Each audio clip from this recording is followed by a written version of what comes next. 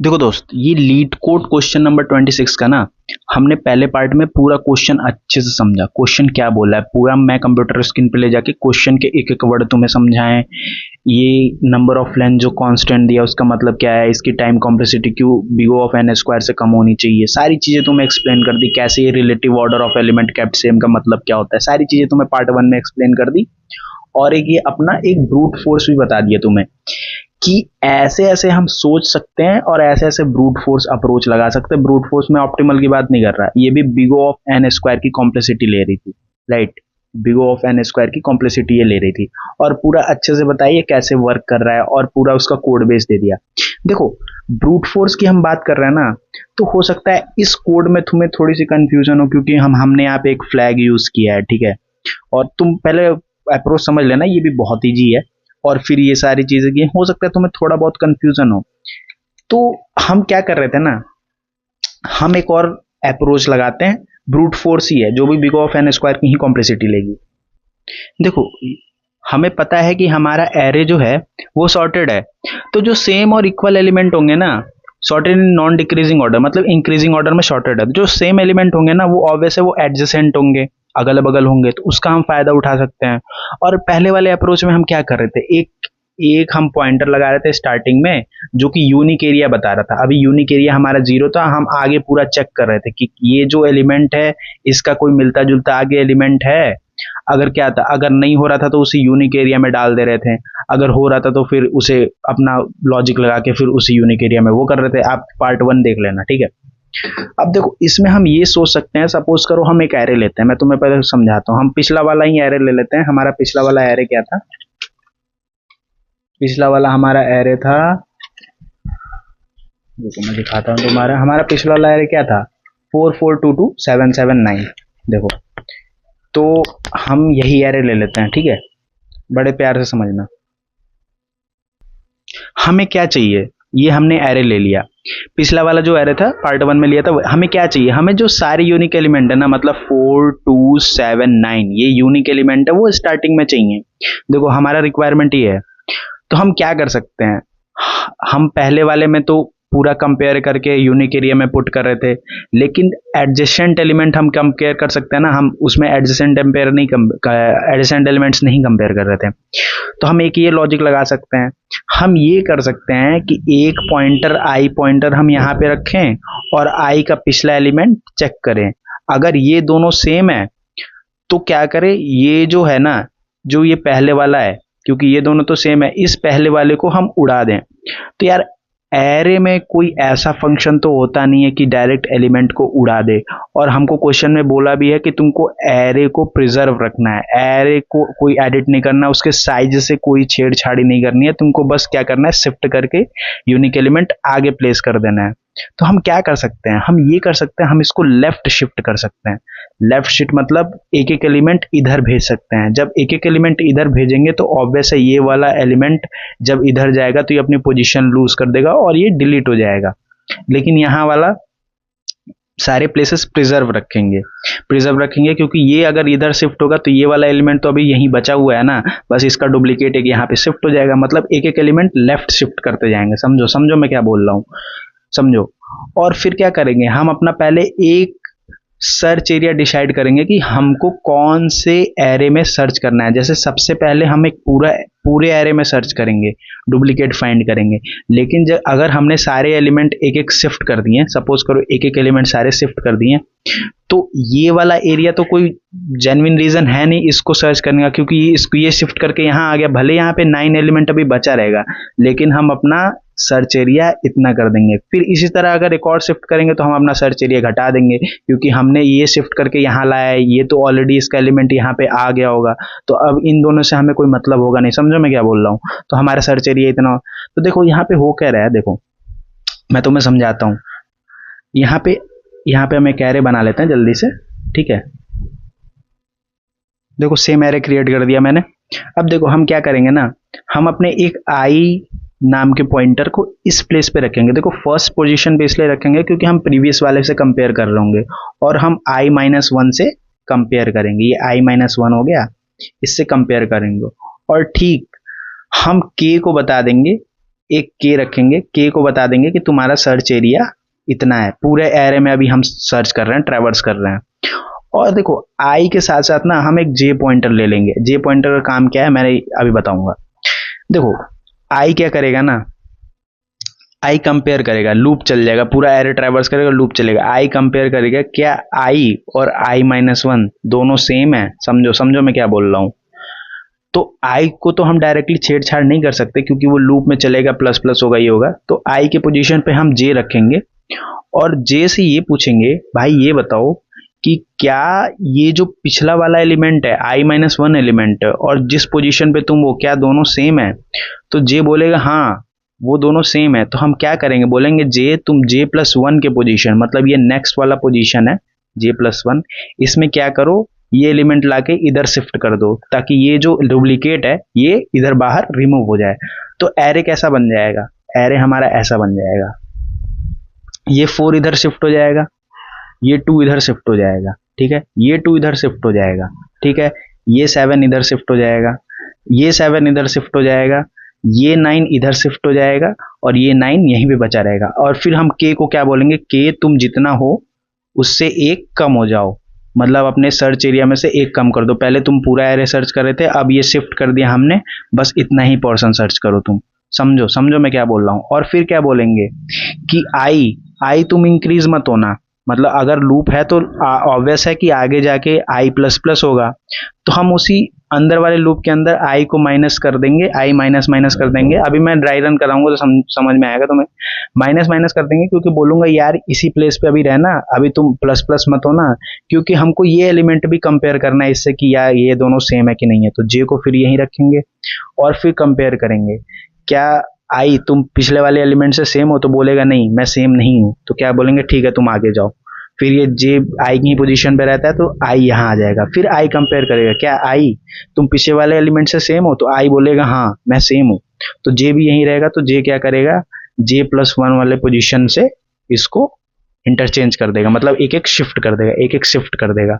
तो देखो इसमें क्या हो रहा है, ये यहाँ शिफ्ट हो रहा है, ये वाला पोजीशन प्रिजर्व है, समझो यहाँ से शिफ्टिंग हो रही है। तो 4 और 2 तो ऐसे ही रहेगा और फिर यहाँ पे 7 आ जाएगा और फिर ये 7 यहाँ चला जाएगा, ये 9 7 के प्लेस पे चला जाएगा और ये 9 ऐसा का ऐसा यहीं रहेगा, ठीक है, और ये 9 भी ऐसा का ऐसा यहीं रहेगा। अब देखो हमारा जो सर्च पोजीशन है ना, वो फिर एक एक एलिमेंट हमने इधर शिफ्ट हुआ ना, तो सर्च जो एरिया है वो फिर कम हो जाएगा। पहले इधर था अब फिर यहाँ आ जाएगा, मतलब हमको अब इतने एरिया में ही सर्च करना है, ठीक है, समझो मैं क्या बोल रहा हूँ, समझो। और फिर हमारा आई कहाँ था, हम आई को थर्ड 0 1 2 इंडेक्स पे था ना, तो हम इसको इसी इंडेक्स पे रखेंगे।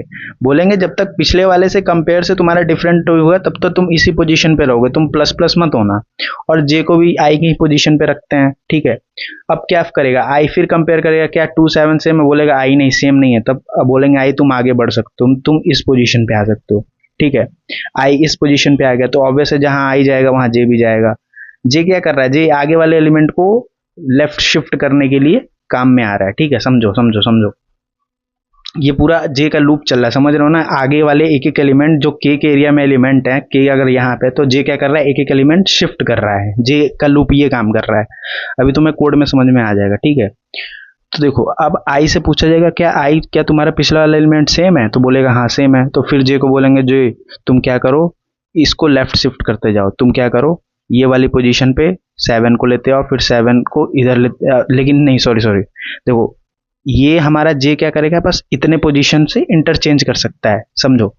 तो अब क्या होगा, एक पोजीशन ये यहाँ शिफ्ट होगी, ठीक है, लेकिन हमारा सर्च एरिया बस इतना ही है, तो हमारा के एरिया तो इतना ही है ना, हम आगे से में कोई मतलब ही नहीं है क्योंकि ये ऑलरेडी रिपीटेड एलिमेंट तो शिफ्ट कर दिया हमने, बस अपना यूनिक। तो शिफ्ट करने के बाद क्या आएगा, देखो 4 2 7 और ये 7 की जगह ये 9 शिफ्ट होके यहाँ चला आएगा, ठीक है, और ये 9 ऐसा का ऐसा ही रहेगा, ये 9 ऐसा का ऐसा ही रहेगा, ये 9 ऐसा का ऐसा रहेगा।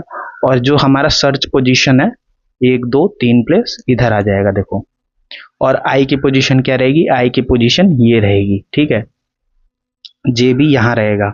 फिर आई से पूछा जाएगा, क्या आई तुम्हारा पिछला एलिमेंट से? मैं बोलेगा नहीं, लेकिन आई कहाँ तक ही जाएगा, आई के तक ही सर्च कर पाएगा, आगे लूप खत्म हो जाएगी, ये लूप ब्रेक हो जाएगा, हमको अपना यूनिक एलिमेंट मिल जाएगा, क्योंकि के सर्च एरिया है, क्योंकि 3 पोजीशन ऑलरेडी शिफ्ट कर चुके हैं, तो ये क्या जरूरत है रिपीटेड एलिमेंट को के पूरा लेंथ सर्च करने की, पूरे एरे की लेंथ सर्च। समझो समझो समझो मैं क्या बोल रहा हूँ, और हमें यूनिक एलिमेंट्स मिल जाएगा। देखो इस पोजीशन से मतलब नहीं, इस जगह हमें क्या मिल रहा है, एरे में एलिमेंट बस कुछ भी पड़े होने चाहिए। पिछले वाले कोड में इस पोजीशन में हमें गार्बेज वैल्यू क्या मिल रही थी, 779 मिल रही थी एल्गोरिदम लगाने के बाद, और देखो इसमें एल्गोरिदम लगाने के बाद 999 मिल रही है। देखो तो इस पोजीशन से हमें मतलब नहीं होता, बस एरे साइज सेम होना चाहिए और कुछ एलिमेंट पड़े होने चाहिए, कोई भी गार्बेज एलिमेंट। और रिलेटिव पोजीशन भी देखो प्रिजर्व है, पहले पार्ट में बताया था रिलेटिव पोजीशन क्या होती है, ठीक है।